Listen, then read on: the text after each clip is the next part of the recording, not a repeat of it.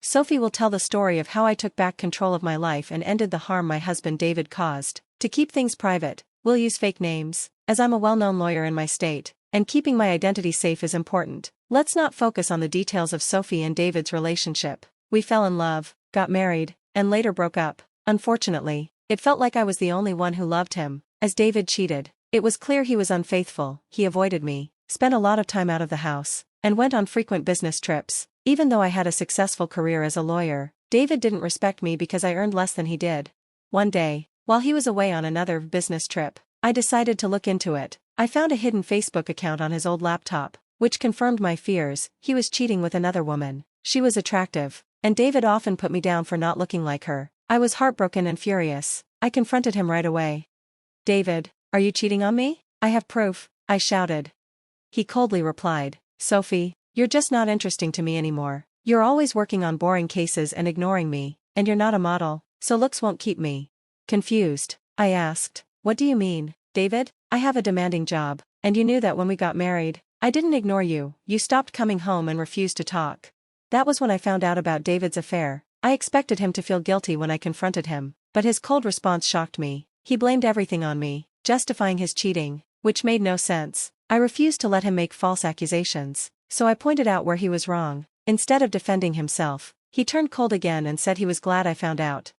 With a harsh tone, David said, "It's good you found out, Sophie. Now I don't have to hide my beautiful girlfriend. She and I will have a perfect life once I divorce you. I'll finally marry someone who deserves me and my name." His words hit me hard, and I felt a cold chill. As he talked about divorce, he insulted me and said I wasn't good enough for him. He showed no remorse for his affair, even bragging about how his new girlfriend would be a better wife. Tears filled my eyes as he belittled me. This was the man I had loved for years, and his words crushed me. Through my tears, I asked, "How can you say that, David? I've always been there for you. Through everything, I've honored my vows and always put you first." He coldly responded, "It doesn't matter anymore. You're not right for me. I'm a successful business owner now, and a woman with average looks and a law degree won't do for me." Feeling humiliated, I protested, "How could you do this to me, David? I'm a strong woman. Even if I don't meet your idea of beauty, I've been a good wife to you, and now you're planning to divorce me." He corrected me, "I'm not planning to divorce you, Sophie. I've already decided. I don't want to be with you anymore. I'll file soon and have already hired a great lawyer. You better pack your things. I don't want to see you again." A few hours later, he sent the divorce papers through a friend. The friend looked at me with sympathy as I took the papers, closed the door, and cried. The pain of realizing I had spent so many years with someone so terrible was overwhelming, but I knew I wouldn't let this break me. I was strong, and I was going to take control of my life and show David that he wouldn't get away with hurting me.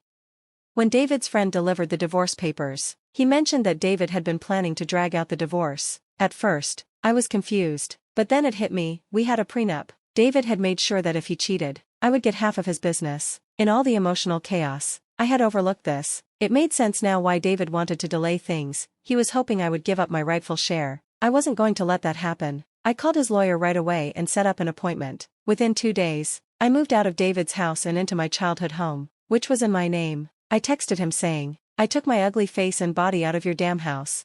David replied, "Good that you've come to your senses and aren't causing a scene." He bragged about his lawyer's skills, but I stayed calm and warned him, "I'm keeping my business, that's for sure. For now, you'll stay away from me."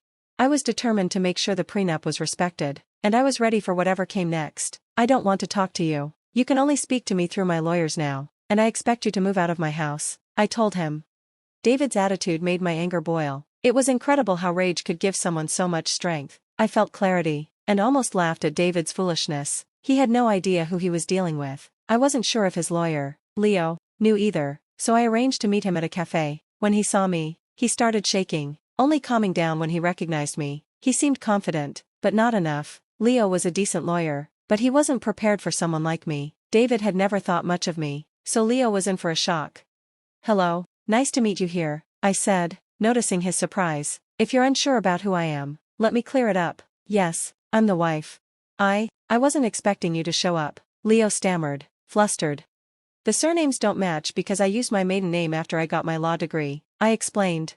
"Ah, I see," Leo mumbled, clearly uncomfortable. "So, I guess you want to drag this out, right? That's what my client told me." "Your client's been lying to you," I said, meeting his eyes. "He's the one who wants to delay everything. Isn't that what he told you?" I knew my reputation as a lawyer would speak for itself. Leo was starting to look uneasy under my gaze. I wasn't shy about asking the hard questions. You don't need to answer that, Leo. I've known David for more than 10 years. I married him, for God's sake. I know what's going on in his head.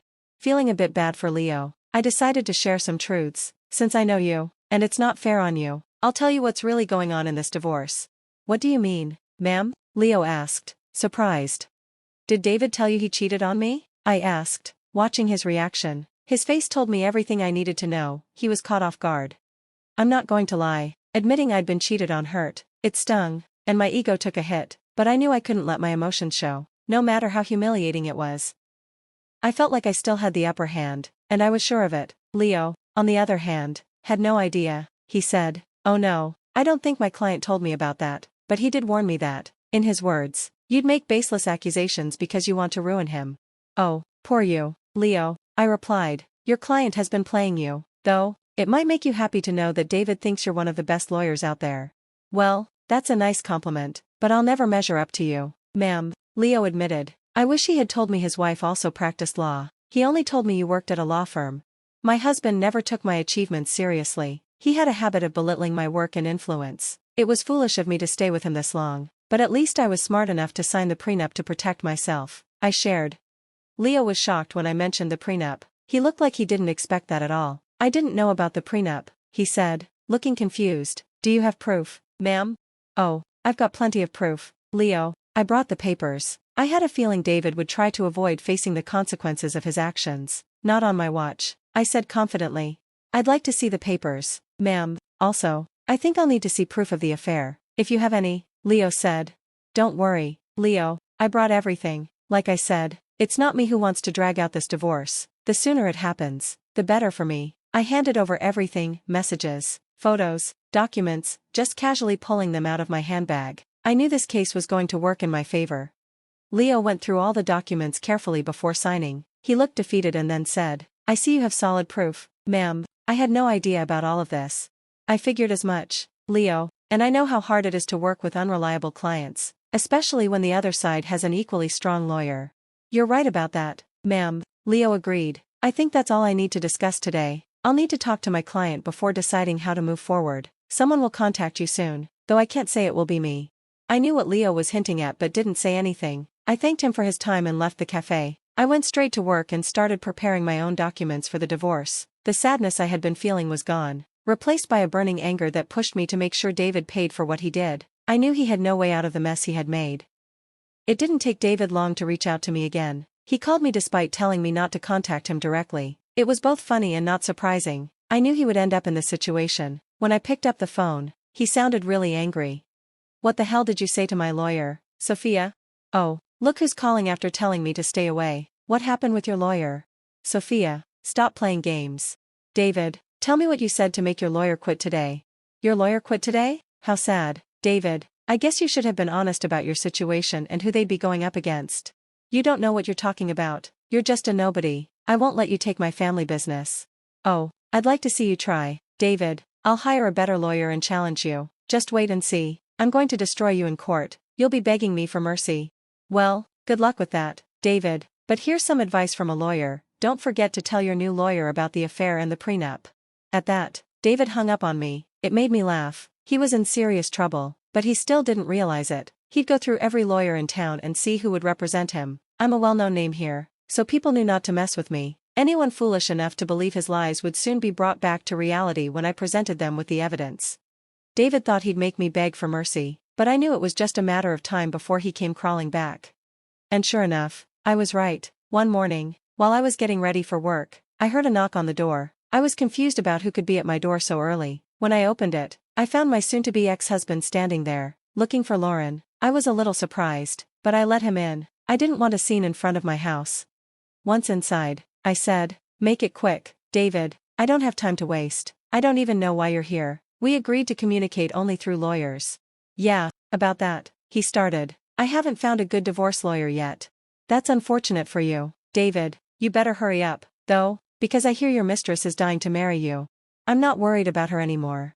"Listen, Sophia, we need to talk. You've been sabotaging my lawyers so they won't take my case. That's really unfair." I couldn't help but laugh when he said that. I couldn't believe the audacity of David. It just showed how little he respected my profession. He thought that because he had money, he could make people do whatever he wanted. Oh, that's a good one, David. Let me set the record straight. I haven't sabotaged anything. It's your own stupidity that's causing the trouble. I don't get it. What did I even do? Should I remind you how you lied to your lawyers about the affair and the prenup? That's enough to make them look like fools in court. Do you really think lawyers would want to represent someone like you, untrustworthy and dishonest? I'll admit, my name carries weight in this field, and many people know better than to cross me. David may think I'm useless, but I actually have a solid reputation. Yes, I know that now, Sophia. I've been open with lawyers, but no one's willing to help me, he confessed. That's what happens when you try to go up against an ironclad prenuptial agreement. You should have thought through your affair, David, but it doesn't matter now. The damage is done. No lawyer in their right mind would fight for you. You'll be giving me half of your business. David's face told me everything I needed to know. He didn't want to lose his business, and that's why he tried to drag out the divorce. He hoped I'd give up and leave without taking what's rightfully mine, but after a few days, it became clear to him that no lawyer would take his side. He even struggled to find anyone willing to go against me, so he did what he thought was his last resort. He started crying and begging. Sophia, you know how much this business means to me. Please don't do this. You can take everything else, but please don't take the business.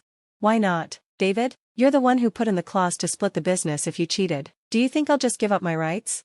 It was a mistake, Sophia. Believe me, I've put my relationship on hold because I know it was a huge mistake. Maybe, just maybe, we can give this marriage another try. This will only make us stronger.